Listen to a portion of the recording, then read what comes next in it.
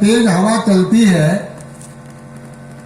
जेठ बैसाख के महीने में, तो लोग क्या करते हैं कि अपने घर की खिड़कियों को बंद कर देते हैं।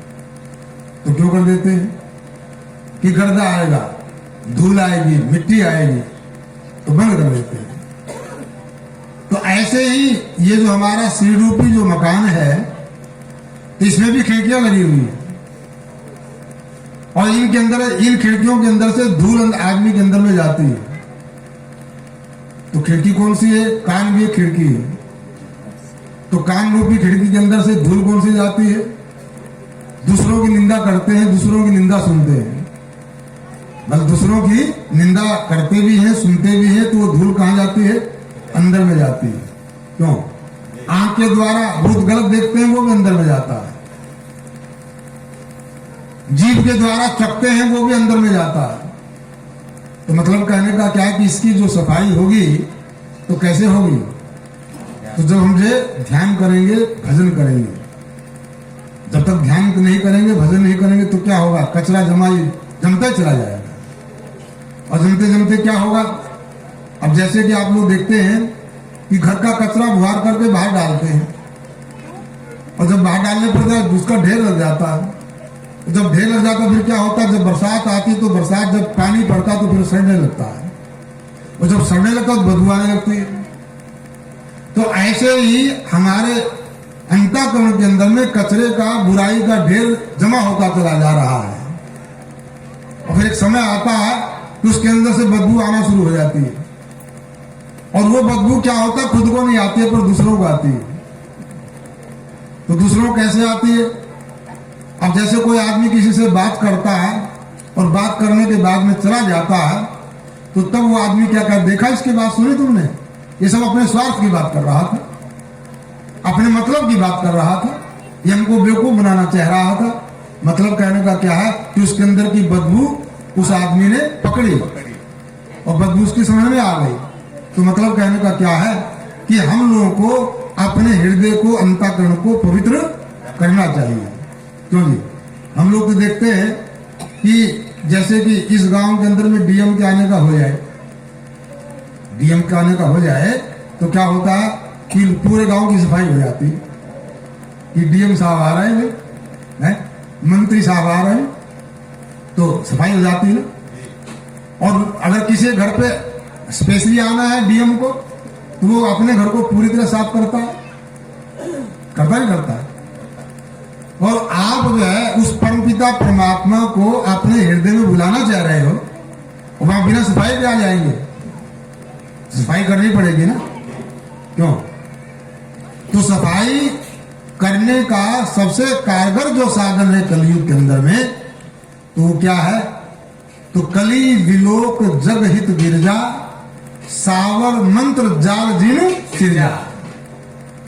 यानी कली काल के माहौल को देखते हुए तो सावर मंत्र, सावर मंत्र का मतलब क्या है? लोग तो अपने अपने ढंग से उसकी व्याख्या करते हैं। सावर मंत्र का मतलब है एक वर देने वाला मंत्र।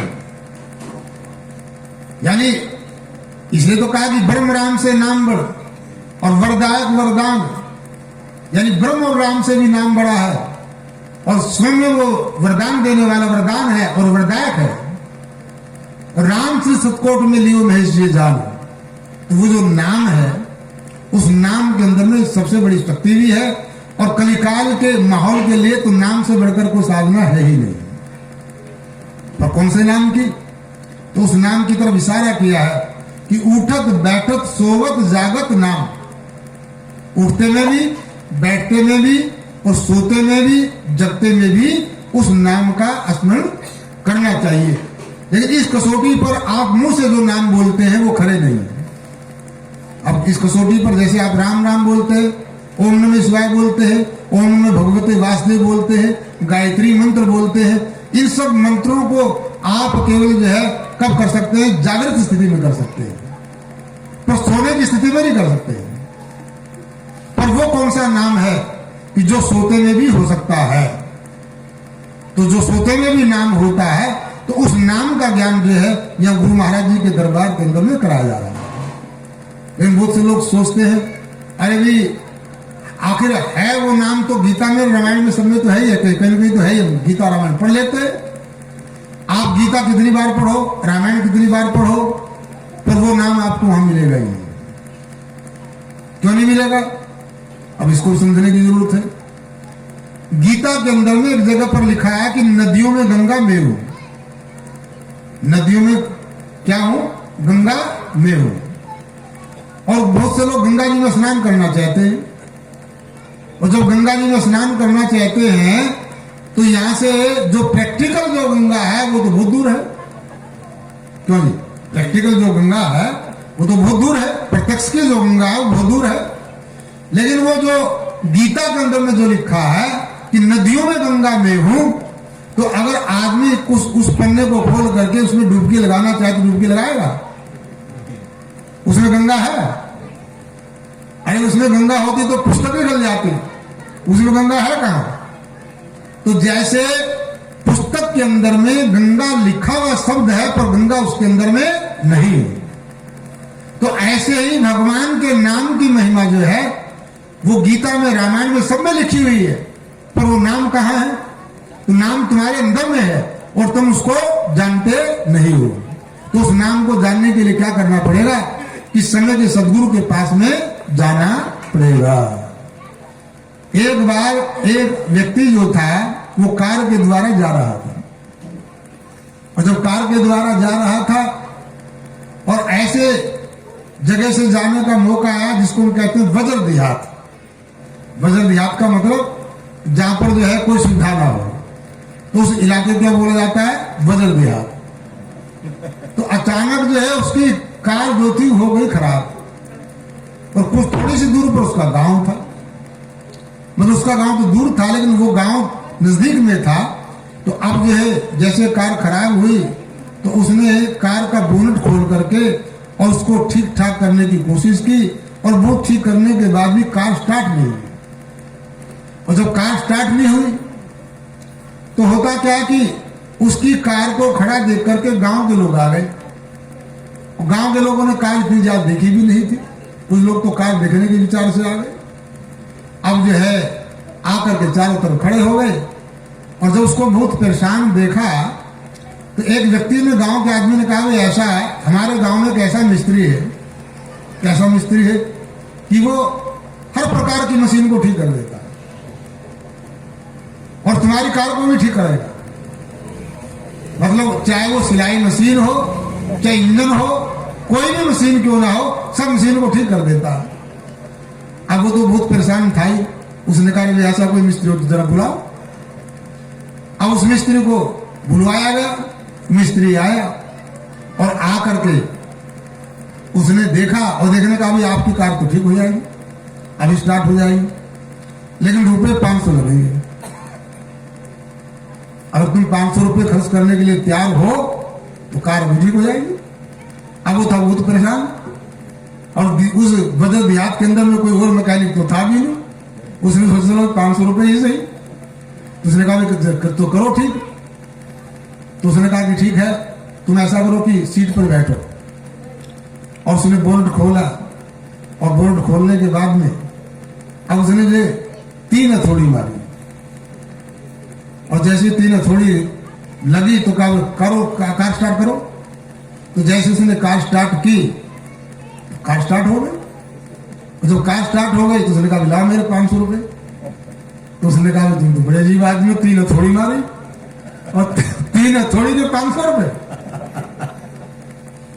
तो तब जो है उसने कहा भाई हथौड़ी मारने का तो खाली 1 रुपया है, और बाकी पैसे जो इस चीज के हैं कि कहां पर हथौड़ी मारनी है और कितनी तेज मारनी है। हथौड़ी कहां पर मारनी है और कितनी तेज मारनी है, बाकी पैसे तो इसके हैं। बाकी हथौड़ी की तो मार कहो तो 1 रुपए की है। मतलब कहने का क्या है कि तुम गीता पढ़ो चाहे रामायण पढ़ो, लेकिन तुमको उस नाम का ज्ञान जो बिना गुरु के मिलेगा नहीं। कि गुरु को मालूम है किस प्रकार से तुम्हारे अंदर में उस नाम को जागृत किया जाए। तो उस नाम को जो प्राप्त करना चाहते हैं तो उनको क्या करना पड़ेगा? सदगुरु की शरण में जाना पड़ेगा। बिना सदगुरु के ज्ञान की प्राप्ति नहीं हो सकती है, और आज तो किसी को भी नहीं हुई है। इसलिए क्या कहा कि राम कृष्ण से को बड़ा, और तिन्हु तो गुरु कीन, और तीन लोग के वो धनी, और गुरु आगे आधीन। तो इसलिए क्या करना है कि समय के सच्चे सदगुरु की शरण में जाना है, और जाकर के उस सच्चे ज्ञान को प्राप्त करना है, और सच्चे ज्ञान को प्राप्त करने के बाद में एक नए जीवन की शुरुआत करना है। यानी इस कलयुग के जीवन को समाप्त करके सतयुग के अंदर में पहुंचने की जरूरत है। तो जिन लोगों ने इस ज्ञान को प्राप्त करके ध्यान भजन करना शुरू कर दिया, तो उनके अंतःकरण में बड़ा बदलाव आ गया। तो क्या बदलाव आ गया? बदलाव ये आ गया कि अब जो है उनके अंदर में झूठ बोलने की इच्छा खत्म हो गई। अंदर से झूठ बोलने की इच्छा ही नहीं होती। लोग कहते भी कि अरे तुमको ये फायदा हो जाएगा, तुम थोड़ा झूठ बोलो क्या, लेकिन वो क्या कहता है, मेरे को झूठ बोलने की इच्छा ही नहीं हो रही है। तो ये किसका प्रभाव है? ये उस ज्ञान का ही प्रभाव है, उस नाम का ही प्रभाव है। तो मतलब कहने का क्या है कि इस नाम के, इस ज्ञान के अनुसरण करने पर आदमी के जीवन के अंदर में बहुत बड़े परिवर्तन होते हैं। और जैसा कि हम लोग जो पुराने इतिहास को पढ़ते हैं, उंगली माल नाम का डाकू जो है बहुत बड़ा संत बन गया। क्यों? वाल्मीकि जो थे महर्षि बन गए। तो कैसे बन गए? उस नाम के प्रभाव से बन गए। तो इसलिए जिन लोगों को उस नाम का ज्ञान है, तो उनको क्या करने की जरूरत है? उस नाम की कमाई करने की जरूरत है। लेकिन आप एक बात जरूर ध्यान रखें, कमाई कब होगी? अभी हमारा जो चित्त है थोड़ी सी देर भजन करने में उभरने लगता है, क्योंकि अभी हमारे चित्त के अंदर में इतनी योग्यता पैदा नहीं हुई है कि जो बहुत लंबे काल तक बैठ करके भजन कर सके। तो इसके लिए आपको दो चीजों को अपनाना पड़ेगा। और दो चीज क्या है? एक तो है सत्संग। सत्संग से क्या होता है? उत्साह बढ़ता है। जब आदमी सत्संग सुनता है तो सत्संग के सुनने से उत्साह बढ़ता है, विवेक बढ़ता है। और तीसरी चीज क्या है? सेवा। सेवा करने से श्रद्धा पैदा होती है, और बिना श्रद्धा के आदमी साधना नहीं कर सकता। इसलिए जो व्यक्ति श्रद्धा पैदा करना चाहते हैं तो उनको सेवा के साथ में जरूर लगना चाहिए, वो चाहे तन की सेवा हो और चाहे धन की सेवा हो। तो इसलिए कहने का आशय मेरा यह है कि साधना के अंदर में तभी कामयाब होंगे कि जब हम जो तन से, मन से, धन से सेवा के मार्ग को अपनाएंगे, सत्संग को साथ में लेके चलेंगे, और संकल्प के साथ में ध्यान भजन के अंदर में आगे बढ़ने की कोशिश करेंगे। और जिन लोगों ने इस ज्ञान को प्राप्त नहीं किया है, तो उनके लिए बहुत सुंदर अवसर है ये ज्ञान प्राप्त करने का। आपके जिले के अंदर में बहुत ही उच्च विचारों के महात्मा जी हैं। आप लोग जिनके नजदीक में जाकर के और उस सच्चे ज्ञान को प्राप्त करके एक नए जीवन की शुरुआत करें, ये हम लोग की अर्जी है। आगे आप लोगों की मर्जी है। एक छोटा सा भजन होगा, उसके बाद आरती होगी। बोलिए आनंद कंद भगवान की जय।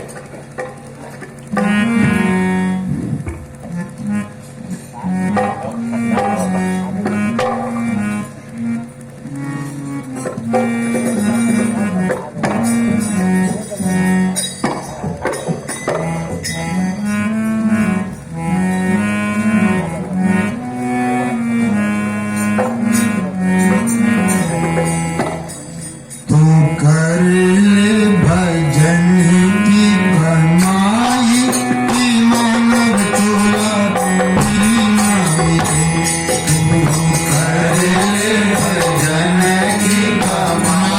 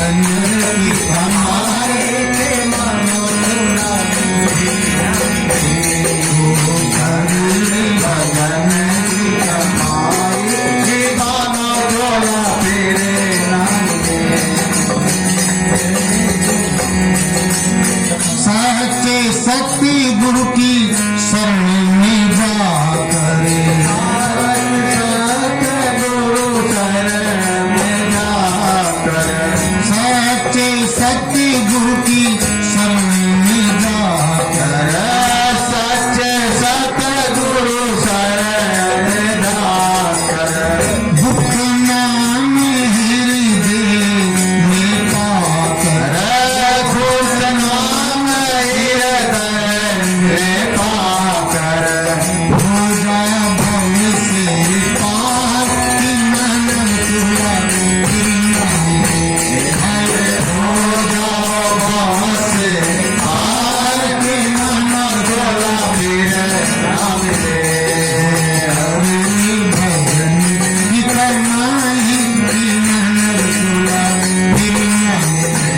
जो करे भजन की कमाई के मानव तोला फिर ना मिले। गुरु की शरण में जा मेरे भाई कि मानव तुला गिरना है। गुरु के शरण में जाओ मेरे भाई की मानव तोला फिर ना मिले। तू करे भजन की कमाई कि मानव तुला गिरना है। जो करे भजन की कमाई की मानव तोला फिर ना मिले। तू कर ले भजन की कमाई कि मानव तुला गिरना है। बोले सत सनातन धर्म की जय। देखो भजन की कमाई के बारे में तो समझा ही है और सच्चे सदगुरु की पहचान भी बतला दी। सच्चे सदगुरु की पहचान क्या है? सच्चे सदगुरु की शरण में जाकर गुप्त नाम, जो नाम गुप्त है, गुप्त इसलिए कि है तुम्हारे अंदर में, तुम उसको देख नहीं पा रहे इसलिए गुप्त है। तो गुप्त नाम हृदय में पाकर, यानी जो उस गुप्त नाम का ज्ञान कराता है वही सच्चा सदगुरु है।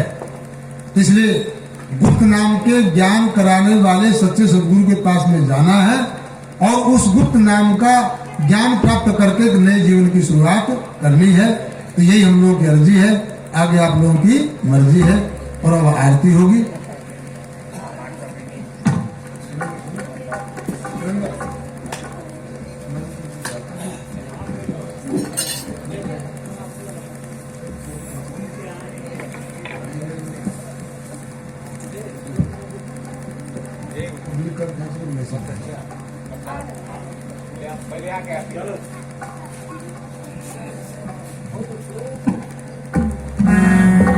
ध्यान मूलम गुरु मूर्ति, पूजा मूलम गुरु पादुका, मंत्र मूलम गुरु वाक्य, मोक्ष मूलम गुरु कृपा। गुरु ब्रह्मा गुरु विष्णु गुरुदेव महेश्वरा, गुरु साक्षात परब्रह्म तस्मै श्री गुरुवे नमः। जय गुरु गुरुदेव दयानिधि नानायतकारी, स्वामी वासन सुखकारी। जय जय मोह विनाशक, जय जय विघ्न विनाशक, भववंदनहारी। जय देव जय सद्गुरुदेव।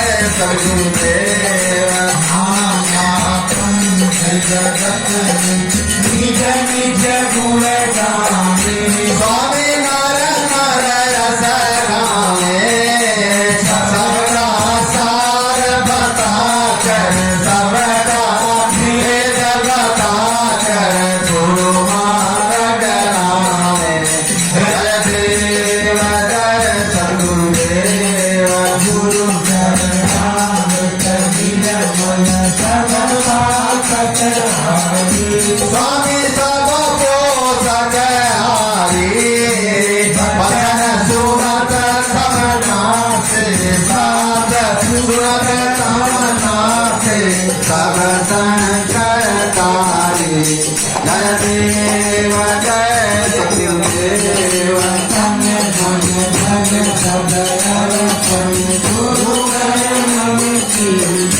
स्वामी हरि गणपति रे ब्रह्मानंद परम पद सच्चिदानंद परम पद मोक्ष लीले जय देव जय सतगुरुदेव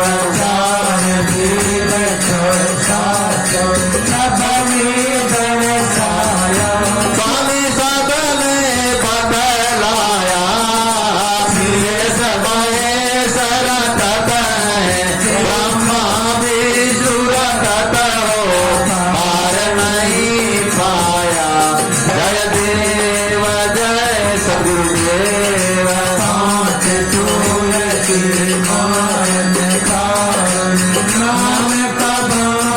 स्वामी सात का बाण दिया प्रेम भक्ति से सादा भाव भक्ति से सादा भव जल पार किया जय देव जय सतगुरुदेव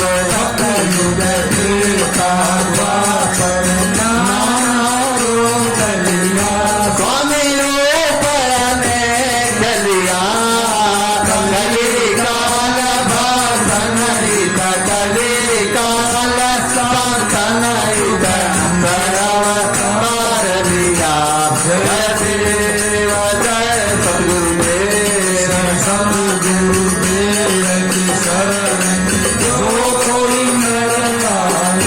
स्वामी भाव सहित आवे सागर से कर कर दुख सागर से कर कर परम गति पावे जय देव जय सतगुरुदेव जय गुरुदेव दयानिधि दीन हितकारी हो स्वामी भक्तन सुखकारी जय जय मोह विनाशक जय जय विघ्न विनाशक भवबंधन हारी जय देव जय सतगुरुदेव जय जग जननी माता जय राजेश्वरी माता शरण जो मात्र आता घरे नार जो आता सुख शांति पाता जय जग जननी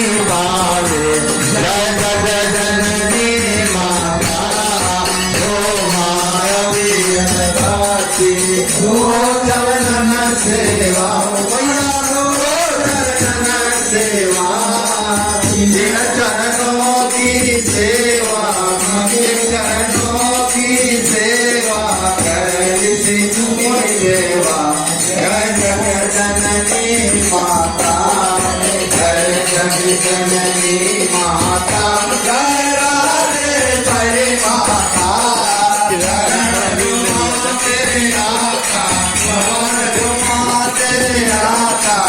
सुख शांति माता जय जग जननी माता तमेव माता च पिता तमेव तमेव बन्धु च सखा तमेव तमेव विद्या दैनं तमेव तमेव सर्वं मम देव तमेव सर्वं मम देव देवा तमेव सर्वं मम देव देवा भक्ति दानमय धीरे गुरुदेवन के देव और नहीं कर चाहिए निस दिन चरण से बार बार बरमानो हर्ष देव श्री रंग पद सरोज अनुपालिनी भक्ति सदा सतसंग आज भी तेरा आसरा कल भी प्रभु दयास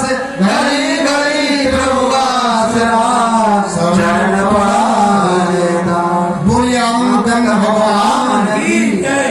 प्रार्थना में सब लोग बोलेंगे हे मेरे नाथ हे मेरे नाथ आप अपनी सुधामयी सर्व सम्राट सर्व सम्राट पतित पावनी अहेतु कृपा से मानव मात्र के हृदय में विश्व बंधुत्व एवं विश्व शांति की उदार भावनाओं को जागृत करें जिससे वे सुख दुख के बंधन से मुक्त हो आपके पवित्र प्रेम का आस्वादन कर कृत हो जाए धन्य हो जाए। बोले सदगुरुदेव महाराज की जय। जगजननी श्री माता की जय। सनातन धर्म की जय। श्याम रामचंद्र की जय। महादेव की जय। वृंदावन बिहारी लाल की जय। पवन सुत हनुमान की जय। शहीद महान विभूतियों की जय। मानव धर्म की जय। 2 मिनट के लिए सभी लोग जो है नाम के स्मरण में बैठेंगे नेत्र बंद करें।